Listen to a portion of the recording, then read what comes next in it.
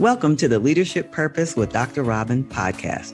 I'm your host, Robin L. Owens, PhD, and this is where we dive in each week to give advice, tools, and tips for high-achieving, purpose-minded women who've written nonfiction books and want to amplify their message beyond the book. I'm a college professor, and when I'm not doing that, I am speaking, coaching, mentoring, and teaching high-achieving women who have written books how to use their books to make a bigger difference, have more impact, and purpose. Okay, let's dive in. Hi, everyone. Welcome back to another episode of the Leadership Purpose with Dr. Robin podcast. So glad you're here and you take time to listen to the podcast. I say it all the time and I can't say it enough because I really do appreciate you. And you've helped us be ranked in the top 5% of all podcasts according to Listen Notes. Really appreciate you for doing that. And if you would take one more step and go ahead and rate, subscribe, review, I'd love to have you do that. I really appreciate you. Thank you for being here. And today I'm talking with Naketa Ren Thigpen. Now, let me tell you about the fabulous Naketa. She is an international best-selling author of the book, Selfish: Permission to Pause, Live, Love, and Laugh Your Way to Joy. I just have to pause and say, I love that title. She is a transformative empowerment speaker and CEO of ThigPro Balance and Relationship Management Institute. She has revolutionized how to heal traumas while balancing work, life, and you guessed it, love. She is the #1 balance and relationship advisor for ultra high net worth power couples and married women entrepreneurs striving to create deeper connections with themselves and their love. Welcome, Naketa Ren Thigpen. Dr. Robin, thank you for hosting this space and for having me. So glad you're here. So let's jump right in. Okay, I read your formal introduction bio. Why don't you tell us in your own words about who you are and the work you do? Yeah, like how much time we have. So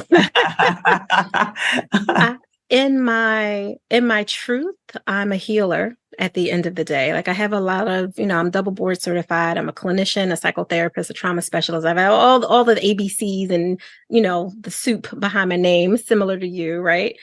All the things are there, but at the end of the day, I have been always a healer. I just had to grow into it.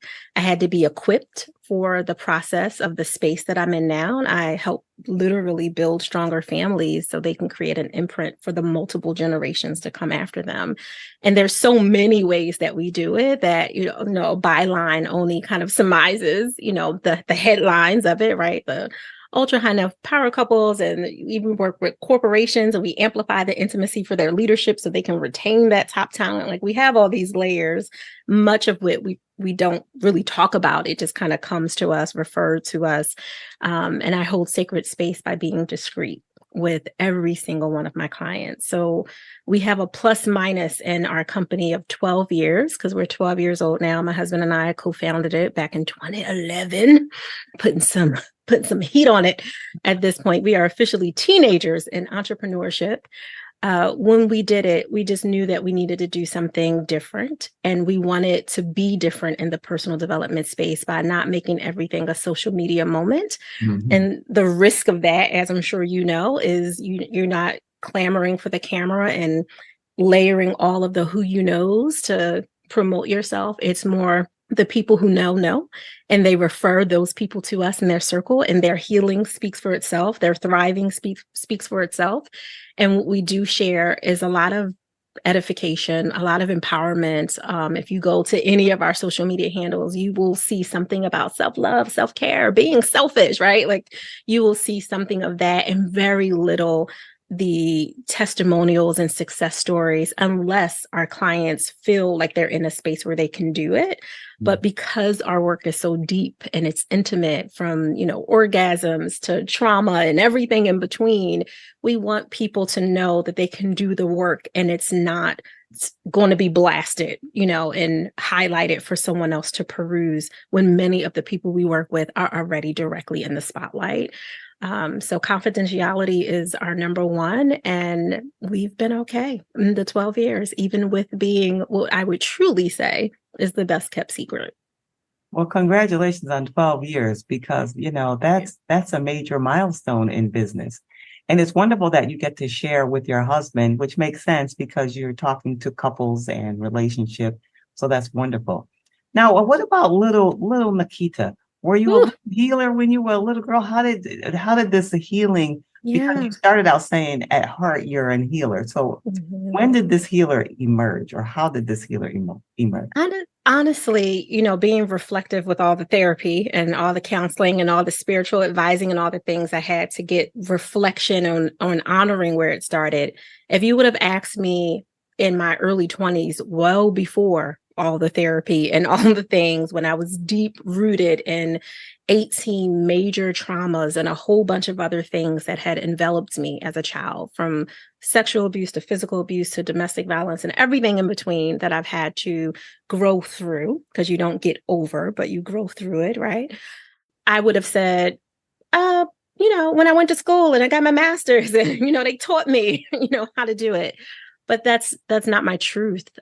I found out very early that my mother and my father, who are both still living and both still heavily addicted to substance abuse to this day, they used the pregnancy, the conception of me as an escape from their circumstances. So I was literally born to be a savior. And I don't mean that as a God, right? Like, I don't mean that in that way to disrespect anyone's faith, including mine.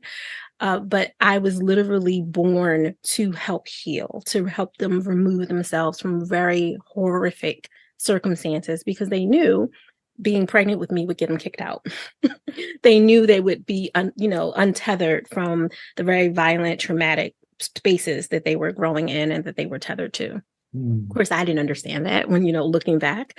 I would say, as a person who opened her eyes to really look and see what I gave to the world as an early age, I would say it probably started somewhere around 14, 15, when I made my first real decision to be intentionally selfish. And that was honestly to save my own life, which I do talk about in the book.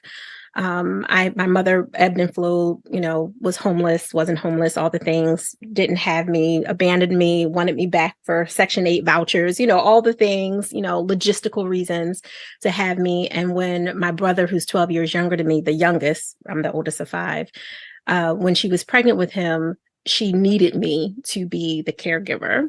And me always seeking my mother, right? Always wanting to be brought back in. I came back running. I'm in middle school and I'm now parenting this infant when she's out gallivanting and doing all the things. And it's 4 o'clock in the morning and he's hungry and all of the pieces. And by the time I reached 15, after she had tried to sell me for sex multiple times and in exchange for drugs and money and different things. After all of that, I finally came to a space where I honestly was like, I'm either going to be under the jail because of what I have to do to survive here, or I'm going to be well past 6 feet under, because the things that I will do to end up on that side, they will want to bury me more than 6 feet just to escape the pod of trauma that I was in.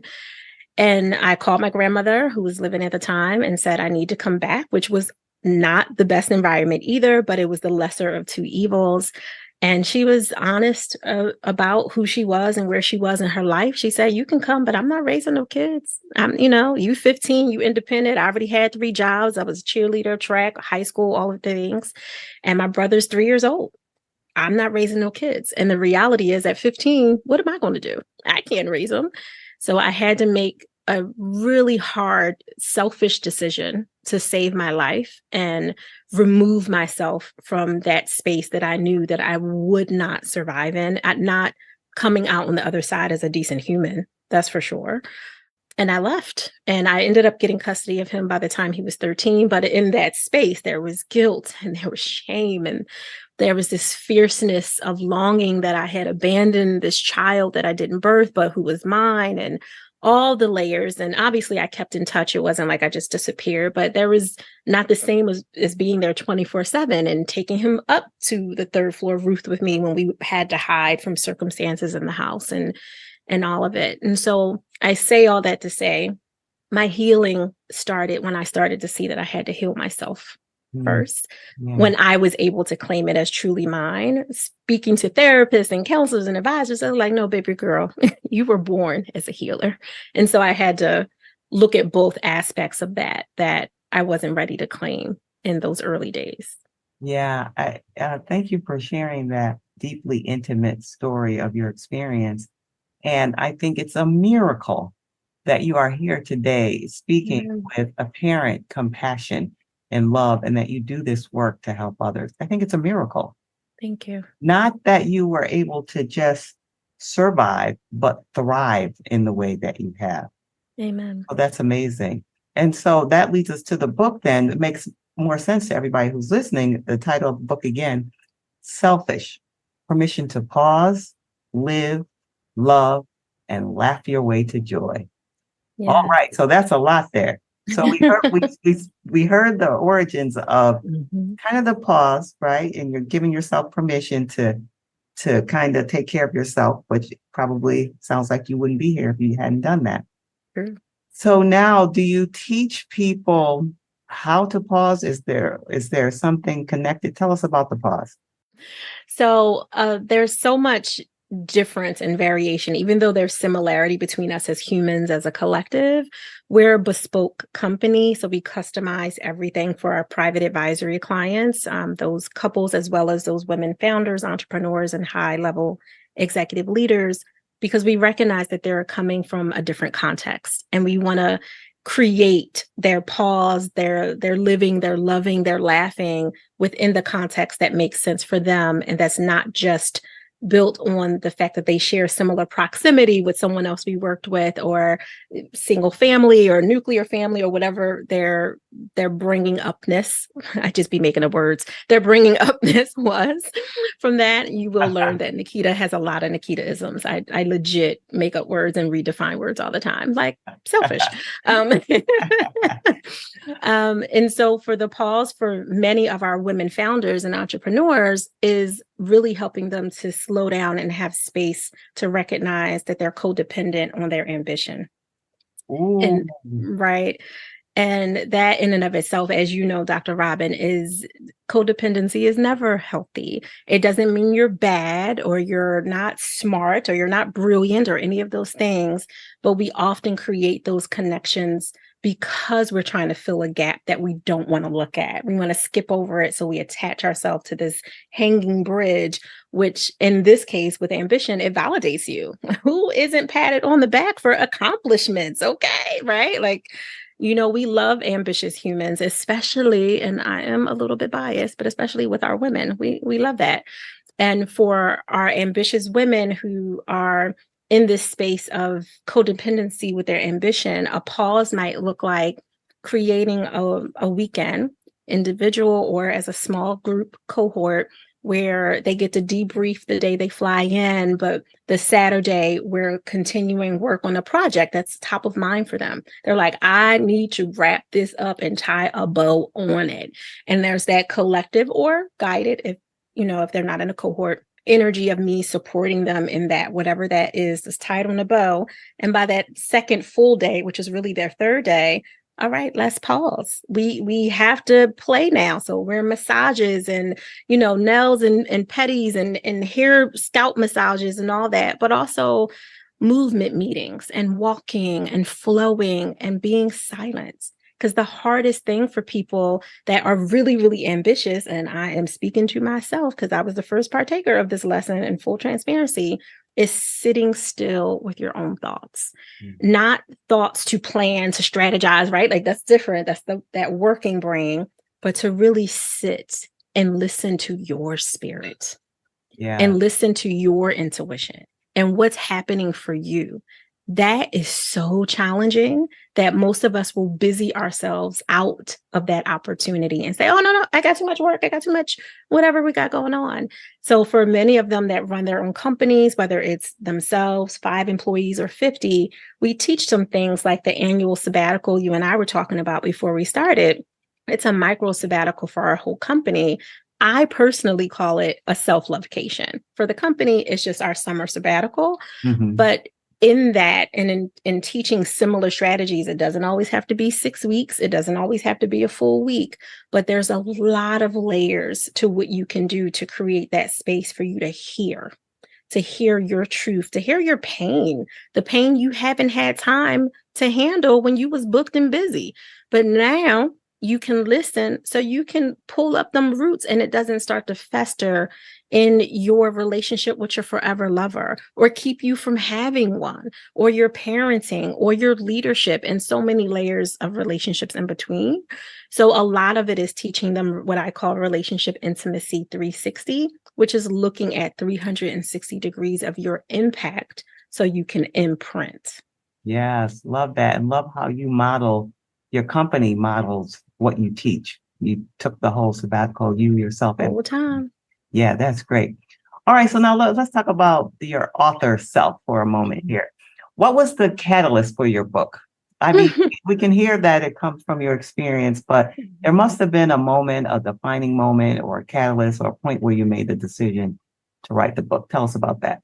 Oh, I can start by saying I am thoroughly rebellious and was in complete resistance to writing this book, to the point that I wrote and published, business manuals and workbooks and other things well before I got to this one. And this is the first one that dropped in my spirit. I was writing this book / not writing this book for 8.5 years before I actually published it. I literally asked God, what am I supposed to share with the world? And I saw the cover. My husband actually designed the kind of Rorschach ink blot image, which is actually me infused in it. And for people who are looking at it, like, what is this blob on there? It's like a ink blot image of it. But I saw it and I saw the word selfish and I immediately became my normal rebellious academic self. What? Selfish? I'm not selfish. I'm the right, and I got into all of that, which God knows his kids. At the end of the day, I needed something that would firm up me moving forward with both sharing my truth and being so authentic and so very deeply transparent.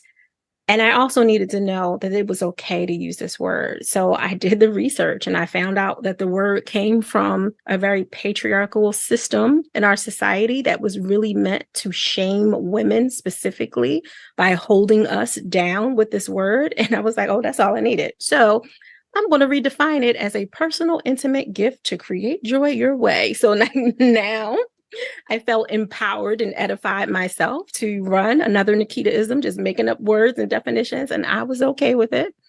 And when I started, I couldn't write, to be honest, Dr. Robin. I couldn't physically pen to paper write it, and typing didn't feel good because my anointing gift is in my throat. It's in my voice. And although I'm a very good writer and all the other things, they are supporting gifts. It was not my anointing gift.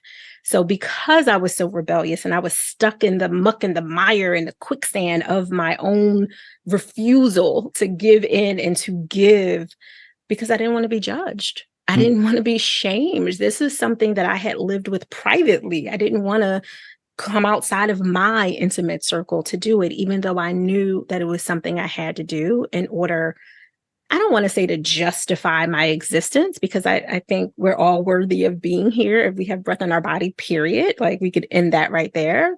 But knowing the work that I'm doing, and yes, being in a relationship with my husband since I was 17 and we're almost 30 years in now and all of that. Yep, that's good. But what else, mama? Like, what gives you that? What makes me want to relate to you as the reader, as a potential client or potential partner, which my clients aren't partners, but power partners in a different way. And I knew I had to open up. which is really hard because I'm a therapist. That is how I'm trained.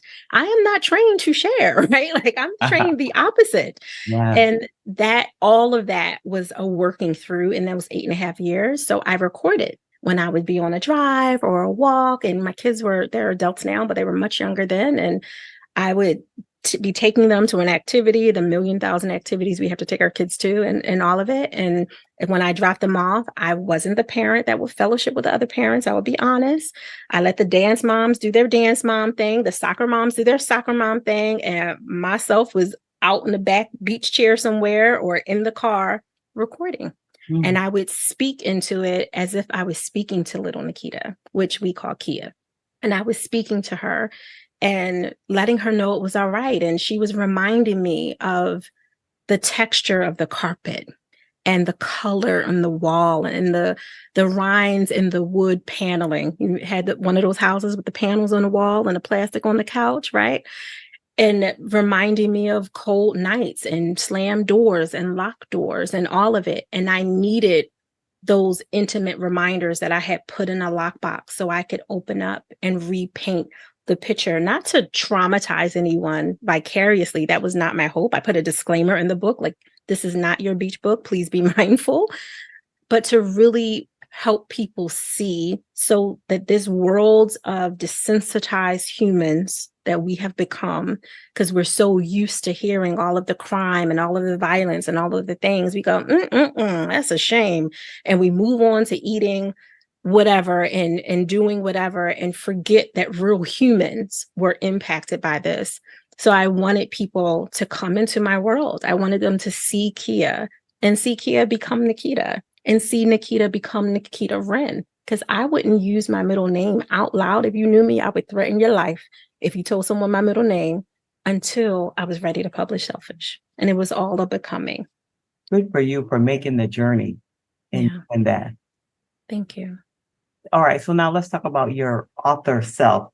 What has been your biggest joy in bringing this book into the world? We heard some of the journey and some of the pain and the time, which I certainly understand. I'm sure others who are writing books or have written books can understand.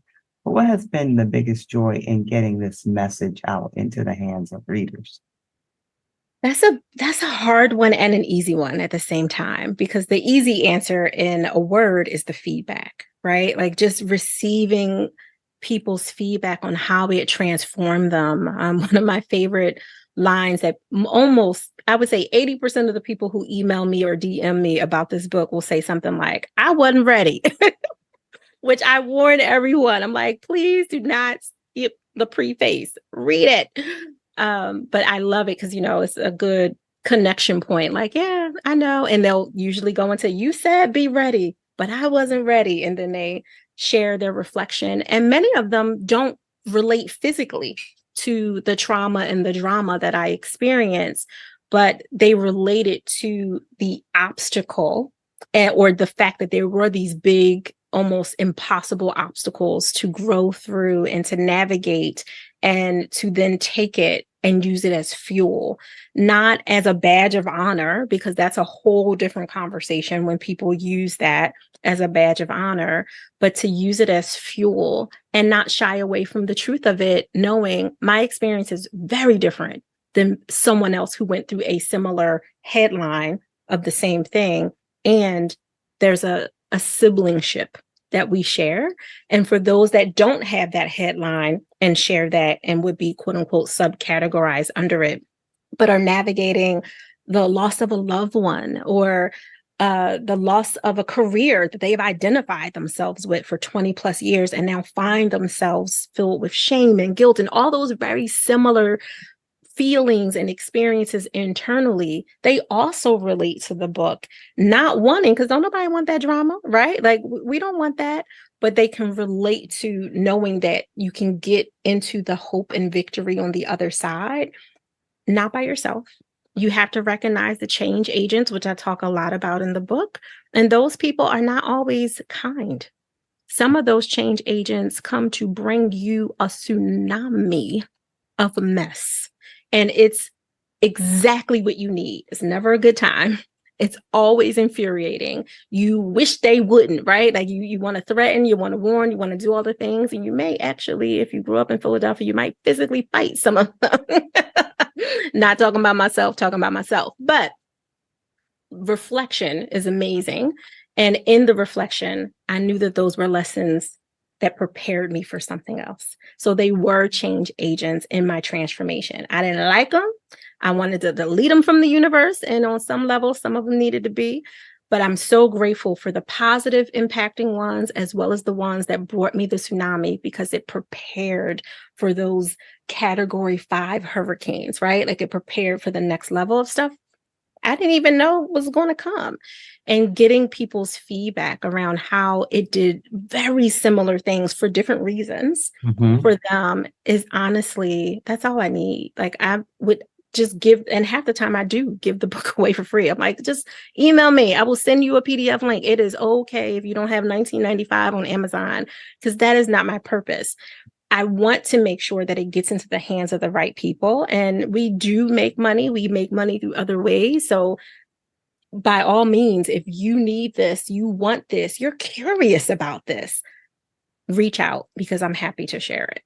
Yeah, yeah. And it sounds like you're putting the book into hands of many people, whether, like you say, for free or if they purchase it.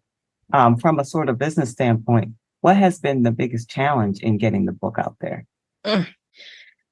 Y'all not gonna like this. So although Amazon is our go-to, right? When we need paper towels, toilet tissue, all the things, it's quick, it's easy, it's highly credible. They have not been the best platform for me, but it's the easiest for people to go to. And our book is distributed in 400,000 locations. So it's available in so many places. And if you're a nerd like I am, or super advocate for community, like local community bookstores, then you can get it. You can have them, call it in and bring it into their bookshelf within a couple of days, because it is available in high distribution. But most of the time, people immediately are like, what's the Amazon link? What's the Amazon link? And we've had the biggest challenge with them. Amazon in and of itself, as a conglomerate, as a monopolized, I dare say, company, doesn't really look at quote unquote little people. And we're self-published. So if you're not going through a major publisher, because there are lots of wonderful publishing houses, but if you don't go through a major publishing house, which in and of itself has its own issues, they give you the name, but they don't market your book. You still have to do all the things, and people don't realize that. And it's a whole who to get in, and all of the jam. But if you're not doing that, then getting in touch with Amazon when people clone your book page, which has happened to us multiple times, and will literally hijack your expenditure, like your services from them, literally hijacked everything down to our reviews and cloned it to make it look like it was their page. So that kind of, I'll say, technological challenge has been the issue, because they could care less. That you got to go through a million different people that are reading scripts that never actually, get you to a person who can hear you as a human, even though it's clearly hacking and all the issues. So that's been very, very infuriating, to say the least. Outside of that, from a business perspective, I think the only major limitation that we've had is not having patience/energy, and I say this with love, to navigate the what do you call it? Pay to play. The pay to play to have your book. And, every book is different, but our book would be amazing for women's conferences and for associations, and even in universities for sociological programs, for anthropological programs, for psychological programs. Like there's so many different layers to this book of where it could go and be digested and broken down and used to edify our community. But navigating those systems as a small mom and pop company with just a few employees and some consultants and outsourced folk that help support us for the last 12 years, we just don't have the time or the patience. And I know that could scale it in so many other ways, but it's not our priority focus for the work we do. It's always been meant to be a supplement. And if someone wants I don't know, to be a professional stalker, right? Like if they're like, I just want to know more about Naketa and our website is slim and trim, it's going to give you highlights. You want to go deeper? Go ahead and read that 290-page book, right? Like, go ahead and read that. But that's our gift that way. And it's also a verification, almost like a paper Wikipedia page, if you will, up until 2020, because there's been a lot since it published, but Yes, that makes a lot of sense. That makes a lot of sense. All right. So now this podcast is for what I call high achieving women, as you know, who are ambitious yeah. business owners, professional women, responsible at work, at home, doing all the things. People always come to them, but they rarely get the support. So I created the podcast for us to talk to each other, talk about our work, and then talk to each other. And then on top of all that, they've written and published a book. So from your experience, your professional experience or your personal experience, and I know you talk about making space for when you feel at capacity. And because they're doing all the things, I'm guessing that they get to that point of Yes. feeling at capacity. So what some advice do you have from your professional personal experience about making space within those moments and those seasons? Yeah. So I'm a nerd, so I lead with that context for anyone who doesn't associate with that term. But being a nerd and being ultra planner, for lack of a better, I've learned to be more flexible. I've learned to be more spontaneous. That is not how I was born. And a lot of that comes from needing to control my environment when you grew up with no control, right? So that's just the high level reality. You have to schedule it. That to create that new habit, you have to make it a consistent one. And so even to this day, I still put blocks for permission to pause on my calendar. Sometimes it's 10 minutes. Sometimes it's a 20-minute block. Sometimes it's a 6-week or a 3-week self-location. Okay. But just having those blocks built in and honoring them, not treating them like a snooze alarm where you're like, I get to, this isn't a good time, but really honoring them unless there is a major critical level exception, loss of a loved one, emergency visit to the hospital, caregiving for a baby that really needs your attention. And guess what? They can't do anything on their own. So you don't have no choice but to, not snooze it, but duplicate it and put it on another time slot at a different hour of your day. But doing that has really helped. In the earlier parts of my relationship with my husband, I had to schedule sex. I was like, listen, mama busy. So if we want to make this happen, I'm going to have to put an alarm on it and put it on the schedule. So, and that really helped. Eventually we were able to come off the schedule, but it really helped to truly make that space a priority by creating the habit for it. So that would be the number one. And I know people hear about time blocking and all that all the time, but you're thinking more so about your projects and your deadlines and milestones and goals. But you are the biggest goal. You and your body and your mind and your soul and your health, whole health, that is the number one goal. And you have to prioritize it, not because people tell you you have to, but in order to do the things that you keep doing for all these people. You don't want to be in a space of resentment, which is why I say be intentionally selfish, not all day, every day, not to be egotistical, not to say I'm pushing you away because I'm being selfish, but I don't want to love on you with resentment. Yeah. I want to love on you after I've filled me. So I have something to give you. And it's not the bottom barrel of exhaustion and frustration and overwhelm. And quite frank, if you like some women like me, you can be real nasty if you haven't had enough sleep or enough food or enough hydration because you've been going. So if you don't want to give yourself to that and didn't have to be on an apology tour after because you've hurt all these people along the way, the very people that you are living for, that you are doing all the things for, then you have to create that space. Call it whatever you want. Deliberate moment, permission to pause, me time, my time, backup time, whatever you want, but create it and just do anywhere from 2 to 10 minutes at a time so you can build the muscle. I get it. We have projects, we have deadlines, we have audits, depending on the type of work you do, but that will still happen. And I guarantee you, when you are not here, when you're laying up in the hospital with an IV in your arm, when you are incapacitated, those things are still going to need someone's attention and they will go on without you.